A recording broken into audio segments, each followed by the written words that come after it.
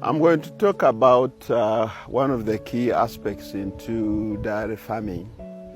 That is growing feeds and processing it into what we call silage so that you can use it for a reasonable period of time.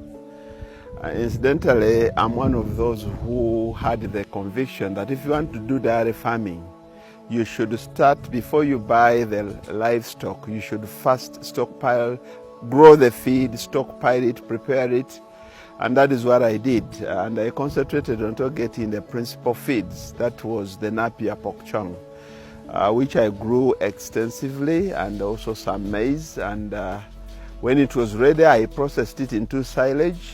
And that is the point when I started now to bring in the heifers, and it hasn't disappointed me, because the Napier pork chung has grown on well, and we've gone on to process. You know, when Napier is in a well moisturized area, you can cut literally every month.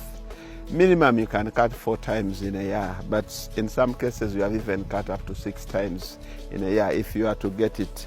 It is only recently with the heavy rains that cut off some of the ways that we had to abandon some of our Napier into some places. So what is the procedure if you are going to make a silage, good silage? Especially I'll talk about the Napier silage. You need it, it would have been better to cut it when it is still young, about 2 months, but we had an overgrown Napier because we could not access the points because of the excessive rain, but still we managed to get it. We had about 50 acres of mature Napier, which we have been feeding about 25 trucks every day, and I had to improvise with 2 tractors, choppers, to do the chopping and then the preparation. So one thing that you need to do, what I do for me, is that I first dig a pit. It's about 3 feet. And unfortunately, it was started when I was not around. It is almost like half a football pitch.